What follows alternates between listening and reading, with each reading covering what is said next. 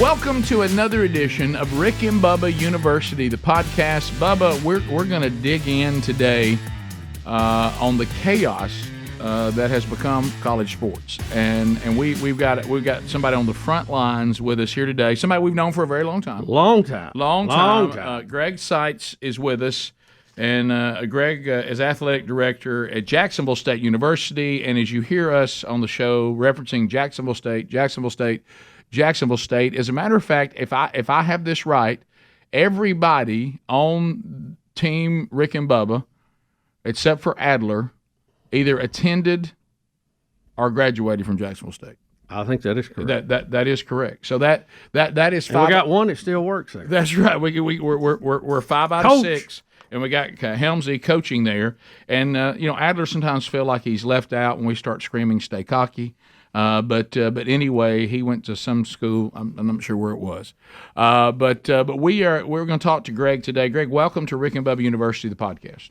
Thank you so much. I'm so happy to be here. Are you really? I really am. I know, because I know sometimes you have to handle the Rick and Bubba thing with kid gloves. You're like, is it good? Is it bad? Is it a good thing for Jacksonville State or a bad thing? Oh, it's a fantastic thing. Okay. For Jacksonville All State. right, Greg, and before we go any further, let's talk about exactly how to say your name. Helms gets very mad when I don't say it right. And you said it's Seitz, like I'm looking, like vision. Yes. Greg exactly Sykes. Greg Seitz. Yes. But I like saying Sykes because it's easier I for know me you to do. say. I think you almost are leaning on the K like it's a kind of like Linus did his blanket. Yeah, well, I've got a little bit of lazy lip. Right. I mean, we all know that. So, Seitz. I'm going to try to say it right because he gets tore up. First of all, let's talk about the state of college sports being a mid-major.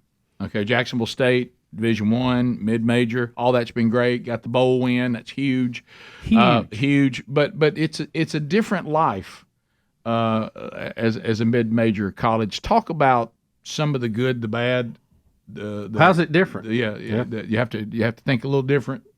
Yeah, I mean, and for me, I'm fortunate. This is my 31st year at Jacksonville State, so I came in right at the end of the '92 football championship, and so I've really seen the transition from the ground up. You've seen it all the way up, yeah. I have, and I mean, it's really good. And when you look at today that we're at the FBS level, and we're playing in bowl games and those things, and you think about how far we have come over those 30 years, it's pretty amazing and incredible. But I mean, it's fantastic. I mean, it's great, and when you look at and consider, your alma mater and where your dad was so great to us, and where we're at today, it's really hard to believe. Well, yeah. Let me say this real quick, and then we're going to, because I do want to do this publicly, even though we've done it privately. I do want to thank you, and I mean you personally, of course, the university, but you personally, for how good you have been, always were, to mom and dad, and treated dad with dignity, and always good to them. Was ready to help them in any way, shape, or form. And you have continued to honor his time there, and our family is forever grateful for that. So thanks for taking care of him. Oh, well, I appreciate it. And, I look back on my career now, and I was so fortunate because I had Coach Burgess. I didn't realize it at the time. I'm a 25-year-old assistant sports information director. But to be able to sit and learn from your dad, Coach Burgess, Coach Bill Jones, and Coach Rudy Abbott. Oh, yeah. I didn't appreciate it as much at the time as certainly as we get further in our careers I did. But I learned so much from Coach Burgess that I didn't even know, like, hey, no excuses. There's not going to be any excuses. And so things that I would just be in when I'd go by the offices and we'd just sit and visit, that I was able to learn and that I use every day, just like all of his players do. So, yeah it's great. Your mom, I mean, gosh, I mean, how many – she is such an amazing person. Your whole family, and with Angie and all of you, I mean, we love the Burgess family, and so appreciative of the time that you've done. So, I mean, that's you're always welcome. We want you back. Well, thank you. I appreciate that. And then, of course, Dr. Bussey, I know we can jump right in. Greg, I think it's amazing how long you've been there and the changes. We were joking when I first met you, I was still working with the radio network and hooking up antennas, and you were literally, I think the first time I met you, emptying a trash can in the press box. And for you to be athletic director now and be over this thing, I mean, it's amazing. That is so cool, And you were talking about those three coaches. Dream team. You're talking about three coaches that all won national championships, and Rudy twice. all there at the same time. So you had a lot of knowledge there at one time. That was quite a brain trust. I don't know that too many universities ever have that, even though it was at Division II at the time. That's a lot going on in a lot of different directions.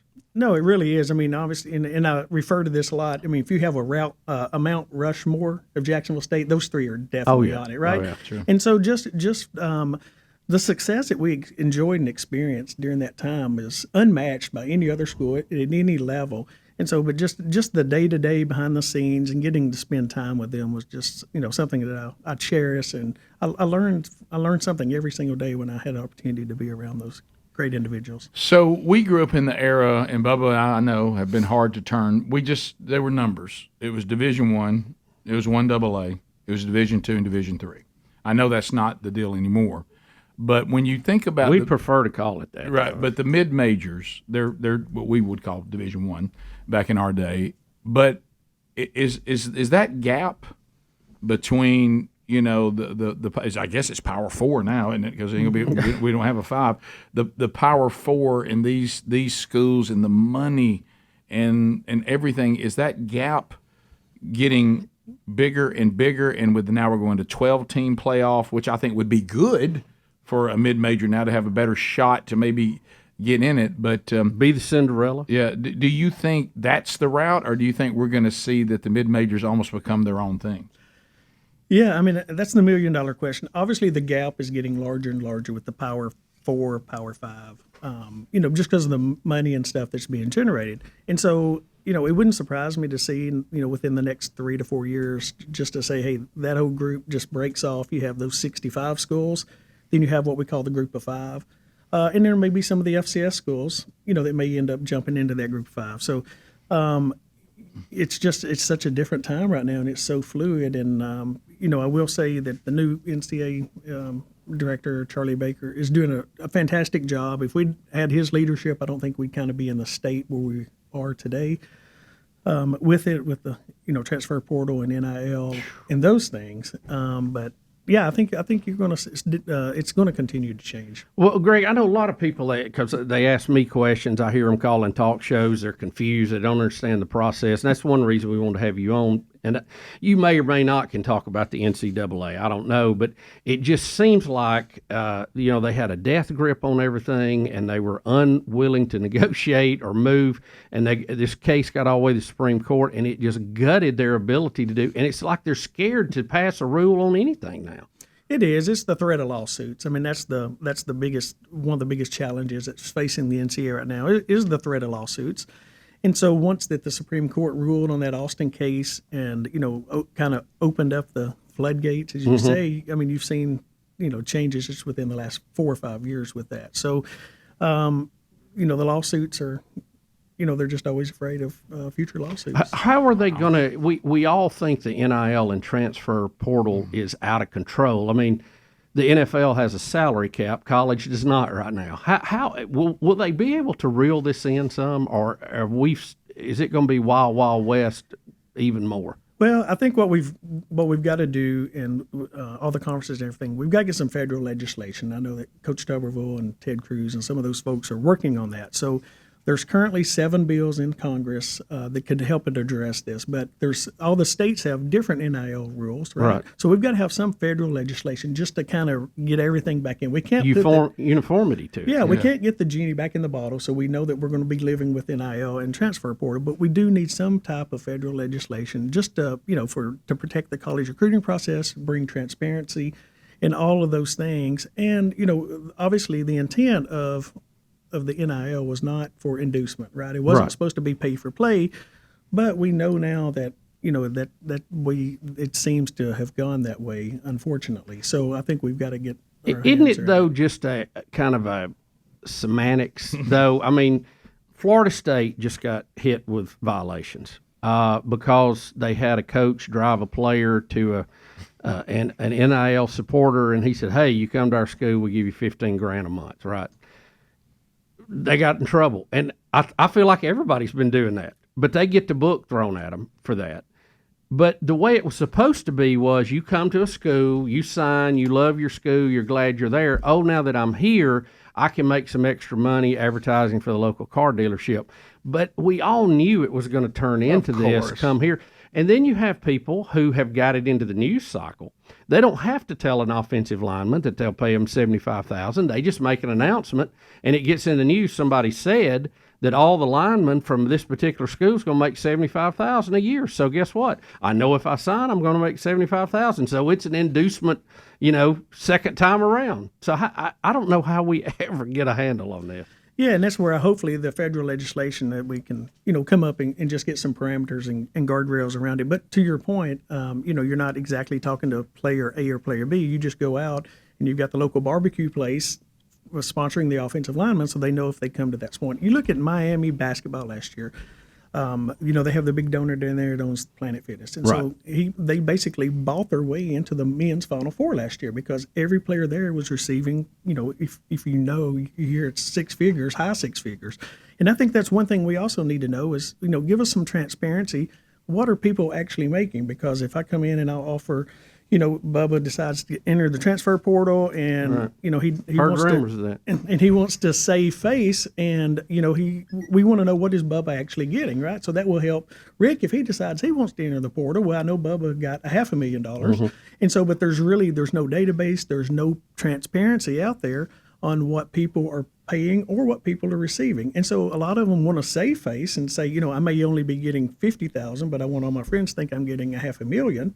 There's just no way to verify that, right? So they're trying to save face and those things. So I think certainly that is one thing that we really, really need to do is get some transparency and get a national database that is showing what people are getting. Can you tell us from the university standpoint, how do you guys handle that? I mean, the NIL is supposed to be totally separate, but obviously there's overlap. Do you get copies of the deal they've made? How does all that work? Yeah, so give us the nuts and bolts. Yeah, so that. There's no contracts, and so the university right now under the current legislation, we're not allowed to be involved in the NILs, right? So you have a collective they've called, and so they're the ones that work those NIL deals out and get it back. But we honestly and really don't know, what deals are being placed and who is getting them. Now the kids do have a responsibility and are supposed to report those on their own, and then but there's no mandate if you don't. What's the penalty, right? So I bet that's happening a lot. We'll come back. Greg Seitz, my goodness, I don't know. I mean, something's got to happen, and we'll continue this discussion when Rick and Bubba University, the podcast continues. This is the Rick and Bubba Show. Watch more at blazetv.com/Rick and Bubba. Rick and Bubba, Rick and Bubba. Rick and Bubba University, the podcast. Greg Seitz, athletic director, Jacksonville State University, is our guest. So when we went to the break, you were talking about there's no way to verify, in our business, you'd say, we'll match any bona fide written offer, and you have to bring it to the person you're negotiating with and say, here it is. This proves in writing that I have this offer for this broadcast company, whatever. So you gonna match that, or am I free to go? You're saying that the way it is right now, since the university is supposed to be hands off, all a player has to do is tell the university they have this offer. They do not have to show that it is a real bona fide offer. So you're playing games with no way to know whether this person really has that offer or not. Yeah, and I mean, you've hit it exactly right. So if I'm shopping around and want to look, I'm going to talk to University A and say, hey, University B is offering me $50,000. Well, there's no way to verify for that University B to see if University A is actually offering. Would it be a violation? But didn't mean to interrupt you. You don't mean university, you mean the NIL, because you can't right. be negotiating. That's right. Okay, so would it be a violation? You're now outside of your boundaries that Bubby's talked about. If you called the NIL group or whatever and said, hey, this player's telling us, you can't do that, right? No, and they're not going to tell you because they don't want to get in a bidding war. Right. Okay. Right. Yeah, that's just, I mean, that's why we need an open database, some transparency, just to say, okay, how much are people actually getting, and is a lineman worth more than a quarterback? Is the wide receiver worth more? Then what does that do in the locker room if everybody is not receiving NIL money, right? So now your running back who's getting $1 million. He's not getting those yards because his offensive line's not blocking. They say, well, I'm not blocking. I'm not getting any money. I want a four-wheeler. Well, the thing the thing that Bubba mentioned, and you had mentioned to us, but I want to clarify this again. The state of college sports with this NIL deal, is more chaotic than the NFL, or Major League Baseball, NBA. Well, anything. Yeah, right? because there, like you said, you have caps, but you also know what people's contract is. Think about the players. So if I'm Harbaugh and I'm going to the Los Angeles Chargers right now, which I'm still not used to saying, I know how long I've got Herbert. I know because I know what his contract is. Coach Rodriguez at Jacksonville State University football, he doesn't know how long he's got his quarterback. Nope. Has no idea. Yeah, I mean, He could be taken away at any moment out of the transfer portal, and say you come into a program, you don't. People like you're seeing with these coaches change right now. What's happening? They're coming in, and people are flowing out. yeah, and with the way the rules are set up, if there is a head coaching change, the portal opens 30 days for that university. And so Alabama has just experienced that when Coach Saban announced his retirement. So 30 days, and you've seen several of their high-profile players go to different schools. But Alabama can't participate in it because they can't do that, and because the window was closed for them. But the players can because of the coaching change, right? That's right. Yeah. So Basically, can that's right. can their NIL try to hold on to them? Oh, absolutely. So Yeah, they absolutely. can. It's close. Right. So I can talk to another school and says, hey, they're offering $500,000. Right. Right. What you got? What you got? Of course, I can't verify it, but what about this new deal where it seems like they're trying to opening the door even wider as far as the university's role? We did the story. Yeah. Where, well, now, wait a minute. I'm not offering him money to come to my school, but I'm going to offer him money to promote my school. Yeah. Now Charlie Baker's wanting to get that rule changed, Right. right? Didn't Yeah, he and bring that forward? He did, and most of the membership's in favor of that because now we'll be able to, in the beginning, the biggest issue was transfer portal and NIL came about at the exact same time. I think if one had come about a year later, That's a good Right. point. then It was an earthquake, wasn't it? It, Yeah. it really was. It was the perfect storm for college athletics, unfortunately, because the transfer portal, certainly if you're, they always argue that, if a coach, he doesn't have to stay. He's got to. I understand Right. that. I think that's valid. Yeah, I agree with that. My only comment on that is, you're exactly right, but the coach has a buyout. Right. So the coach is, reimbursing the school for the time invested in there. Right. And then they can move ahead. Whereas for a student athlete, they don't. Even though I think us as a membership has done a very poor job of saying, your college scholarship is valued. Right, it something, is. right? Yep. And so, for us Trust at me, I Jackson- paid. Yes, it Right. is. So at Jacksonville State, our tuition is around $35,000 a year. But by the time we factor in, we're providing them medical costs, we're providing them athletic trainers, we're providing them meals. We're spending close to probably $50,000 per student athlete per year. By the time you factor in all of those things, because of their health care and all that stuff. And so I think we have done a poor job of educating our students and potential recruits and stuff on that, it is an investment when you come to Jacksonville State. And we all know at the end of the day that a college degree, how much your life earning is so much better when you do have that college degree. And I'm just thinking in my head, just thinking about the business side of it, being a mid-major. If I'm shelling out scholarships and I'm a Power 4 or Power 5, I know that my 80 to 100,000 seat stadium stays full.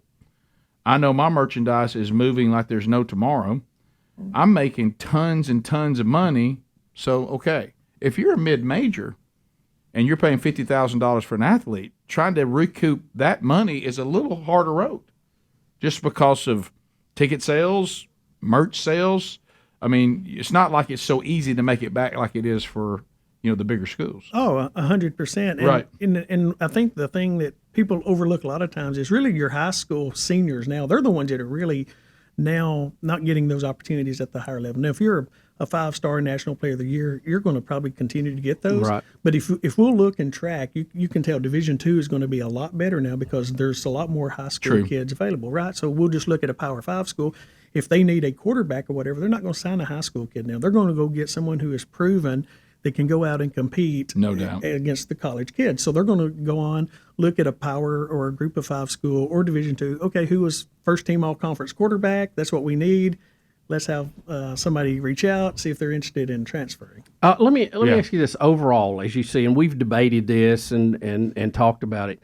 As this goes forward, will the NIL make the bigger schools even better, or will it help the mid-majors to close the gap because they can't pay everybody, and some of those guys are going to go where they get playing time? No, the bigger schools. I mean, unfortunately, right now, I mean, when you look at Texas, they just released all the NCAA revenue. I mean, they generated $280 million last year. So Alabama, those schools with the TV deals and stuff, their revenue is continuing to go. Is that about Jack State's level? So no, we're slightly below that. We're at the tier 2 television deal. Yeah. Right. But so, I mean, so that's what's going to happen. We talked about it off air that, the NFL, you have a salary cap, and the team that finished last gets to pick first. Right. Well, right. here, That keeps it fresh and keeps a rollover Right. factor. Ask the Patriots. Right. and you want to be close. Or the right? lines. Right, yeah. But in our case, the teams that made the college football playoff, who are going to probably pick first, right? So they finished first, and they're going to pick first as well. So,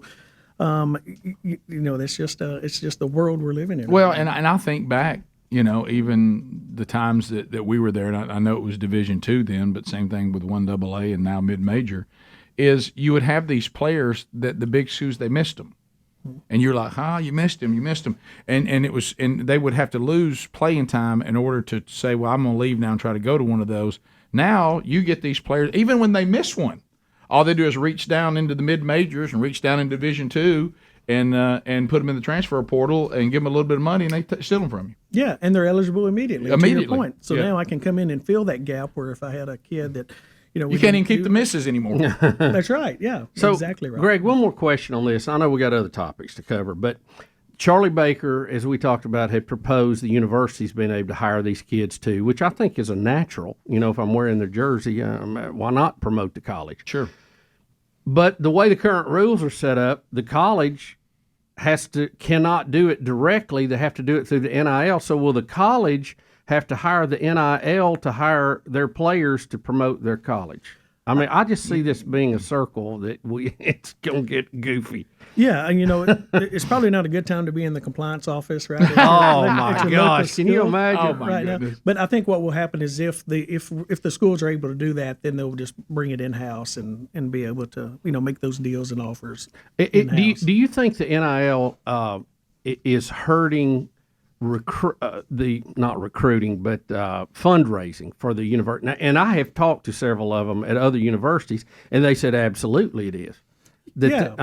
People are moving their money to the NIL because they think that's where they're going to get the players. Will that affect coaches' salaries? Will that Facilities? affect building programs and all that? It will. I mean, for example, if the donor has $1,000 that they want to donate to the university. So currently, the school has been depending on that $1,000 every year. And now you've got NIL, and the NIL people are going to say, well, I need $200 of that. Well, as a donor, I still only have $1,000 that I'm able to contribute. So now I'm going to knock down $800 to the school, $200 to the NIL. So, yeah, absolutely to the point. Now, we haven't seen it. It hasn't caught up yet with schools, but certainly over a period of time, it definitely will. You'll see the donations go down. Well, and it's like you're competing against the NIL, and that, I mean, again, what do we do? Yeah, but when you're sitting in as a head coach or as an athletic director, you're saying, okay, well, if I can get better players by using an NIL deal, right? So if I get better players, my results on the field should translate into more wins. So you get those bowl wins and those opportunities. So when you're the head coach or an athletic director, you're saying, well, it really does help us, although it hurts us on the bottom line here. Hopefully you can make it up, by wins. Man, it just gets crazy. I mean, it's hard to track, hard to predict, hard to plan, Greg Seitz is our guest, athletic director at Jacksonville State University. We'll continue our conversation right after this. All right, so let's talk about Patriot Mobile. This is a very simple, easy message because we all are there. You're out there, you need service, you don't like giving your money to companies that then go out and publicly advocate for things that you don't agree with. And you don't like your money being sent to them, but many times you go, well, I don't really have a choice. Well, when it comes to your wireless service, you do have a choice, and that's Patriot Mobile, America's only, and I do mean only, Christian conservative wireless provider. Patriot Mobile offers dependable nationwide coverage, giving you the ability to access all three major networks, which means you get the same coverage you've been accustomed to without funding things that you don't agree with. So when you switch to Patriot Mobile, you're going to send a message. You're going to say, I support free speech. I support religious freedom. the sanctity of life, Second Amendment. I'm supporting our military, our veterans, our first responders. It's a 100% U.S.-based customer service team, and you're going to appreciate that. So making the switch is very, very easy. You can keep your number if you want to, keep your phone, or you can upgrade. They'll help you either way. Go to patriotmobile.com/RickBubba, patriotmobile.com/RickBubba, or you can call them, 972-PATRIOT. Get free activation when you use the offer code RickBubba at patriotmobile.com. We're back on Rick and Bubba University, the podcast. Athletic Director, Jacksonville State University. Greg Seitz is our guest. Greg, talk to us a little bit about your involvement with the NCAA. I know you're a member of the NCAA Men's Final Four Media Coordination Team, and every time I look up, I see you in the background getting a coach on TV that just won a championship. Tell us a little bit about that. That has to be fun. Yeah, so for the folks that may not know, I came up through the athletic media relations side, sports information side is the old word. So, I still have a passion for that. I mean, that's you're into broadcasting, that's what you enjoy. And so I really enjoy that. I had the opportunity to, with some of my friends and connections as you work some of those events, to get to know the right folks that run it. And so now this would be my 13th straight year to work the men's Final Four, and we're in Phoenix this year. So the longer you're on that committee, then you move up, kind of on job ranks and stuff. So now kind of what I've done the last few years is once the coaches come in, people may not realize it, but the teams come in on Wednesday. And then on Thursday, we tape all the CBS stuff, all that interview. So during the game and the game presentation, you'll see, the players over there dribbling basketballs with the smoke and all that stuff. We tape that on Thursday, and then on the off day on Sunday, and we do all those interviews and stuff. So, as you're there longer, and so if I'm the coach liaison at the end of the game, my job is to get the head coach, take him over, and let him do his interview with CBS with those folks. So, you want to have a familiar face with them because you've been with them all through the week. Yeah. And so when the game's over, you're to do that. So very fortunate and blessed to have that opportunity, and I have worked a lot of NCAA events, and obviously the men's Final Four is a great tournament. How many times, because I remember Bubba and I only a couple of times, one of them was the Music City Miracle. And when our friends saw us on that footage, our phone just began to blow up. Melt. People, does your phone blow up when everybody starts going, Greg, I see you. What are you doing there? Why are you standing there? Do you get that? Oh, yeah. And I can tell once I get on camera because my phone starts buzzing crazy. My Apple Watch, it goes crazy. So, so then I know, okay, let's don't do anything silly. You're on national television. Right. So but you've got to meet legendary coaches in all these sports and some players. I know you get to meet some of these players that come to the events, and I've seen some of the pictures. It's pretty cool, huh? It is. Well, a couple of things. Coach K, everybody, regardless if you like Duke and what you have to certainly respect him and what he did. But it was funny. So I'll be at the loading dock. He'll come in and he'll get on the golf cart, and every time he'll say, "Hey, I'm Coach Krzyzewski." I said, "Yeah, Coach K, I think I know who you are. And right. Respect you." And so we drive. But a lot of great memories. One of them being Coach K after they lost to North Carolina in the semifinals. I drove him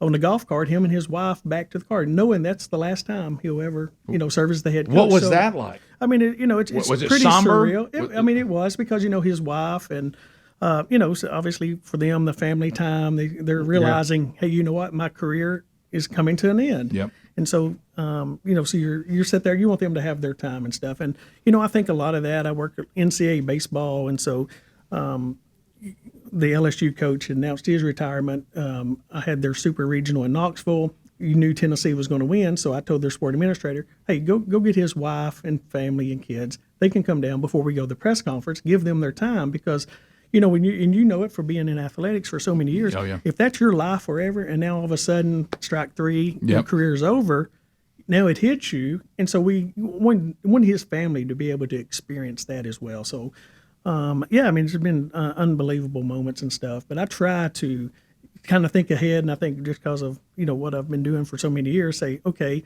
if I was in this situation, I would love for my wife and kids, right, to be here to experience this with them. So I try and think of things like that maybe they're not thinking of because, they're into the game, into the mode and stuff. So I try to just make it special for them as well. Have you no names, but have you had some unpleasant experiences? Oh yeah, I mean, absolutely. Yeah, there's always you can share names if you want, but I'm just saying. No, I'm not going to press you on that. Right. But, yeah. I mean, if you're on the golf cart with the athletic director and the head coach or whatever, and after a tough loss, and one certainly comes to mind in this state. I mean, I was in the Auburn locker room after the call, no call, double dribble, however it went. Final right? four. Oh, the wow. Final Four, right? Oh, so no, not that. yeah. So I mean, I usually stay with the winners, but because of my relationship, they said, "Hey, would you go to the Auburn locker room and kind of help manage and control that?" So I said, Right. "Yeah, absolutely." And it's fortunate because those my friends are at Auburn that work there, so I know them. So it helped. I mean, it certainly didn't. It didn't cure how that game ended. And I know, Bubba, you were at the game. Oh yeah, but, yeah. It was good to see you there because we got to very crazy because I'm well documented being a Viking fan, sadly. But Oh, my goodness. to be in that stadium where they play, I've never seen them play football, but I end up there to watch a basketball game, and we literally was just hopping planes and anybody we could hitchhike to get there, Oh, yeah. and then we get there and I hear Greg going Bubba. So it was good to see a good a friendly face when we finally got there. Well, have you noticed, Greg? And I say this as a compliment. He's a calming force. He is. He's very you calming. He you have the talks calm perfect and, yeah. you have the perfect countenance for what you do because you always are just almost you bring kind of a steady calmness to sometimes some rough situations. You don't ever seem to be. If you are I never freaking, see you get flustered. Yeah, if you're flustered, I've never seen it, and I know that doesn't. You may just control yourself very well, and that's why you're perfect for this kind of job. Yeah, and I appreciate that. And honestly, I mean, I think that's why the NCAA and stuff, they like me working a lot of these games and stuff because I know you'll find this hard to believe. Probably the college baseball is my favorite thing to work, right? So Really? I know, yeah. So I serve as an NCAA site rep. And I see you every time I watch that. Yeah. I know you'll find this hard to believe, but sometimes the coaches on the other teams don't always get along. They don't? I know it's hard I to did believe. not know that. Shocking. And in baseball, the biggest thing that we deal with is rain and impeding weather and stuff coming. Because if I was at LSU last year for the regional and super regional, so they've got the number one overall draft pick, right? Oh, yeah. So he's a pitcher, fantastic and stuff. But when you're in Baton Rouge at 2:00 on a Saturday afternoon, you know what? I mean, I've been down there a lot. They're going to have pop-up thunderstorms, right? Yeah. So lightning. So the worst thing for even as a site rep, the last thing we want to do is you get a pitcher up, he pitches for 45 minutes. Right. Now we've got a delay. Now he's no longer able to come back in. And there's a lot riding on this, right? So the Wow. winner is going to Omaha, right, Wow. for the College Wow. World Series. So, the coaches are very tense. So what I try to do and what my philosophy is I'm going to get both coaches in. We're going to call from the National Weather Service. Then we all hear the same thing. At the end of the day, it truly is my call how we're going to do it. But I want the coaches to know and understand, okay, this was the information at the time that we had as we decided to make that call. And last year, we delayed the game, pushed it back, and I was really getting a lot of pressure from ESPN because it was an afternoon game and everybody wants to be there. But I was like, there's too much riding on this for us to, not have the players decided on the field. So we ended up moving at night. It was a great game, great atmosphere. But the thing I did respect is in the press conference, the media and stuff, we really didn't get lightning for about an hour, 15 minutes. Where if we had to start it, we'd had to stop the game. So, Right. it was pretty sunny. I mean, I was getting beat up pretty good on Twitter and everything. It's a beautiful day. Why are we not playing? And those things. But I will say this to the credit of both of them. It was Kentucky and LSU. In the post-game press conference, they said, look, y'all didn't have the information that we had at the time that the NCAA made the call. So they actually kind of stood up and defended, why we did that. So for me, I'm a big communicator. I think it's about, relationships and Transparency. communication. And let's just get everybody, and you all heard the same thing, and so I think that's just very helpful about that. No, there's no doubt about it, and that Bubba and I've been of that camp too, and you're doing that even when we were and learned this from Dad too, and you just did it. Anytime you're in some leadership role, like we did it as coaches, these people that put themselves in leadership roles are coaches, and they just kind of inform people as it happens. That's a huge mistake. No. What you did was perfect. I like to do something before it ever happens, and then when you're in that moment, you go, remember we talked about this. We covered this. Yeah. There's always going to be people unhappy, but you do all you can. But you knew this, and now what I said could happen is now happening, but you know why, because we talked about it. Yeah. And I used to say that when a kid wouldn't get to play. Well, remember, we talked about what would keep you from playing. Your kid violated one of the rules that we all went over and talked about before we ever got here. You acknowledge, I even used to have him sign it, that you knew this scenario, and now your son's not playing because of exactly what we talked about before the season ever started. And usually the parent will go, well, that is true. Yep. Yeah, Yep. And it doesn't happen as much in college, but I know in the high school stuff, everyone thinks their child is the best player.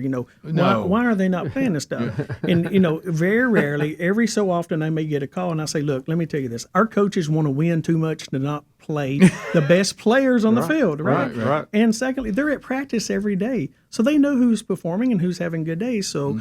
So that's always kind of been, and we don't get that often at the college level, but Yes, sir. certainly in high school, junior high. Well, I hear, yeah. unfortunately, this has come to the college level more and more. Yeah, because we of had a just the story way- a couple of years ago about that. Wasn't that, I forget who the coach was. It was in Arkansas, wasn't it? Somewhere, and he couldn't believe that college parents were calling about how he had arranged the summer schedule for the football Somebody team. wanted to go to Disney or something. We'll be back. More of Rick and Bubba University, the podcast, right after this.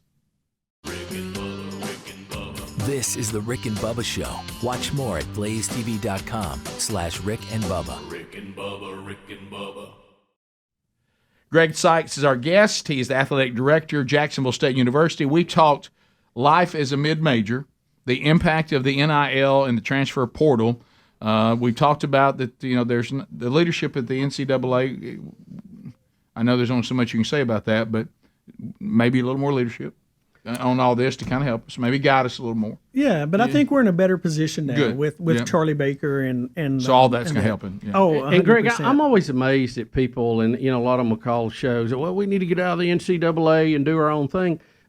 You still got to have somebody who's in charge. Right. It's just going to be the same. I mean, the NCAA was created by the members. It is, and that's the thing. It's always so funny because Indianapolis, they take a beating a lot of times. And what I try and remind people when they're doing, I'd be like, we are the NCAA, right? The member schools, and we voted on these rules and regulations, right? So And you voted to join. and you voted to join, and yes, we get to enjoy the revenue from that standpoint. But the reason we have this rule is because 3 years ago, this school violated it, and so we said, hey, in order to make it fair, Right. but you got to have a governing body. Yeah, at right. the end of the You're always day, gonna have that. Right, and they talk about, well, let's pull the football out and it'll go there. You can do that, but you're still going to have rules. at the end of Somebody the is day. still going to have to be in charge. Yeah, people are trying to find a way not to have rules, and that's not going to happen. Yeah, it's never going to happen. And occasionally the rules are going to go against you, and you're not going to like it, and you're going to be unhappy. So it's just the way it is. So the one thing we haven't discussed is you being part of the Legends and All-Star Zoom call. What is this? I mean, when Speedy and you and I don't even. What is this? Yeah, so it's pretty neat. So I think we all remember sports shut down on March the 12th, 2020, right? I remember I was in Nashville at the SEC tournament and it shut down. So, the whole Couldn't believe country- that, by the way. No, I know it. And I knew it was everybody- real when they canceled basketball. I thought, oh my gosh, this is real. It's real. You're right. And so we all got sent home, right? So we're sitting at home. So, I got bored at home. I mean, it's, I was like, okay, I get to talk to a couple of people. So I sent an email out to some of my sports information people and stuff that I work with. So my first call, we did it on May the 6th of 2020. And so it included, I'll just name some names, David Housel, the former athletic director at Auburn, great guy, Craig Pinkerton, who works at the SEC, Claude Felton, who's a great friend at the University of Georgia, is their SID, Shelley Pose at Auburn, Bud Ford, retired Tennessee SID. So just some of my former SID friends. And I said, hey, let's jump on a Zoom call and just visit for, catch up and see what's going on because we haven't done this. Well, we've done it 191 straight weeks now. And so, 191 straight weeks. and so we do it every Wednesday at 4 o'clock. And I would just bring in different guests each time because, as much as great as friendship that we have on the SID world, we would just expand that. So obviously with those people, you've heard a lot of SEC folks. So I would say, hey, I think one of my first kind of guests out was Vern Lundquist because he's called SEC football at that time. He had just retired. So I was like, hey, let's see if Vern would love to He get may on. be looking for something to do. He's retired. Yeah. Exactly. So he jumped on. I mean, he had a blast, and we call him Uncle Vern. Uncle Vern is on every single week now. Every week. He loves it. So he loves does. it. He does. I bet he loves it. I bet y'all have still not exhausted all his stories. No, and I tell you, his voice when he comes on, I mean, it's incredible. But I had Eli. I ran in. We were playing basketball at Alabama, and Eli Gold was there, and I said, Eli, I do this Zoom call. Would you mind jumping on one week? Well, Eli got on. he doesn't miss either. I mean, he loves it because now he's getting to visit with Vern again because Vern's retired, so he doesn't do it. But some of the other guests we've had on, Tracy Wolfson, because of my NCAA connections, Right. Jim Nance, Tracy, Coach Sonny Smith, Coach Wilm Sanderson, Charles Barkley jumped on one day.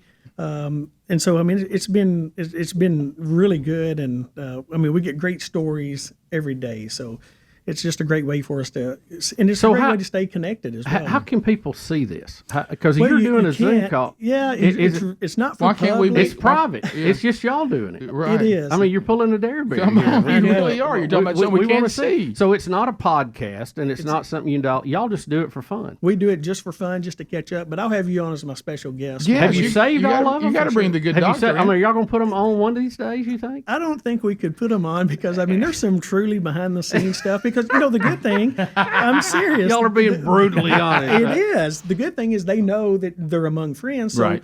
Like you can't violate that. No, exactly right. But like when Coach Dye passed away, I asked David Hauser, who was his longtime, I said, tell me your favorite Coach Dye story. Well, it's not for public publication, Right. But I mean, he had a great story. So that makes me want to hear it even more. That's- It really does. But yeah, it's some good. There's been some great times and moments on there. I know there's been Are a they lot. saved somewhere, Greg? They are. Yeah, I bet they are.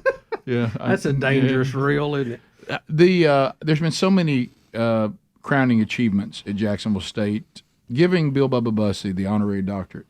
What has that done for the university? Oh, I'm telling you what. It's just I don't even know if I could even put it into words. Right. Yeah. Just the impact. And It's unbelievable. And It was a lot of fun. I enjoyed that. That's a great honor. I mean, all kidding aside, especially from Bubba and I and our academic prowess at Jacksonville State, it's quite an honor. Well, it's the decade of learning. It like is. which was actually 12, but we just round it down to 10. But I love the fact that you did go long enough to get a doctorate, and then you got one. That to me, that it works perfect. Well, I mean, it was kind of I don't know if you look at it that way, Well, Rick, but it was an endurance thing. But Right.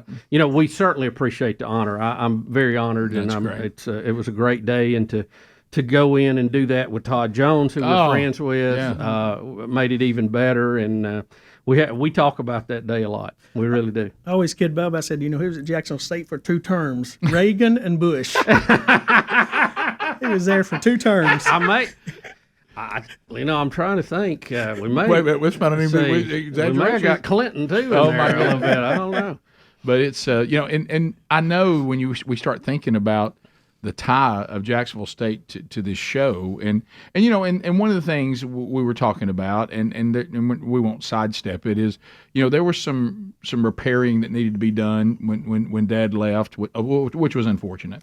But you and former players and so many other people really, really worked hard to get the field named after Dad, and that put so much salve on some old wounds and brought everybody back, and that has been so good, and now seeing that be resolved, you really did a good job kind of heading up a lot of that, and it really took some of the unfortunate parts for a while away and kind of got us back to where we're supposed to be. Yeah, I appreciate that, and I will tell you, it was a great learning experience for me because we went from Division II to Division I AA. Well, everybody at Jacksonville State at the time, we really didn't know what 1AA or FCS, what it was going to do to take. But the learning part of that was when we were ready to go from up to FBS from FCS, we knew what not to do the first time. So I think you'll see why we had so much more success the second time around, because we did the investing in the coaches and the scholarships and those things that we did not do initially from Division II to Division I. So and there certainly was some hard feelings and those things, and was so happy that was able to get back that, because you mentioned it earlier. I mean, I was able to get Coach Abbott back involved, Coach Burgess, and everything. But that was great. I mean, nobody likes to, it didn't end well at the time, but now it's all so good much now. better. Yeah, it's great, and you played a great role in that, and I'm so glad of that. Yeah, it was funny when we were learning that 1AA jump. Dad was still there for a few seasons, and he was like, I think one thing we didn't think about was we basically have to see who will play us. Mm-hmm. And guess who's going to play you? Everybody says you got to travel to come see us. He goes, we're trying to get our bus and get out to Montana, get on planes. He's like, we didn't because nobody had to play you. No. So you really could only go, which these became more expensive trips on whoever would play you. Yeah, when you looked at, and when Jacksonville State coming up, and we were coming off the 92 championship game, right? Yeah, but yeah. we'd also been in the championship game 3 of the 4 previous years. So it wasn't like you had a school who wasn't successful. Well, Right. when you're moving up, Nobody nobody wants wants to to play you, right? Except the top 10 at that division because they can't find anybody to play them anyway, Right, So yeah. unfortunately, we went to Northern Iowa, Montana. Right. Oh, it's I mean, crazy. the top 10 teams Yep. in that division because they all had openings. Right, yeah. I mean, And you're not geared up to be at that level yet. No. It's a tough deal. Greg, talk a little bit. I don't know how much long time we're Yeah, about out. yeah, I Just only got real 1 quick, minute, yeah. Greg, scheduling. We just had an announcement, UAB and Jack State Oh, that's football, good home stuff. and home. Yeah. Yeah, absolutely. And that was one of our reasons we wanted to move to have the opportunity to reschedule those regional opponents. UAB, we've got Coastal Southern Miss this year. Obviously, the question I get the most is when are we playing Troy? I can't believe you're asking Yeah, that. that's And us, so, and we're working on that, and hopefully we'll have an announcement by the summer on when we can. That'd be so get good that to bring announced. that. I know that some people don't realize what a fun rivalry that was. It'd be great to bring it Will you back. come on our show and announce? Yeah, will you let I us will, know? absolutely. Greg, thanks for being with us, and a lot to talk about the state of college sports. A lot of people are wondering where are we headed, and you gave us a lot of insight on that. And thanks to each and every one of you for joining us on this edition of Rick and Bubba University, the podcast.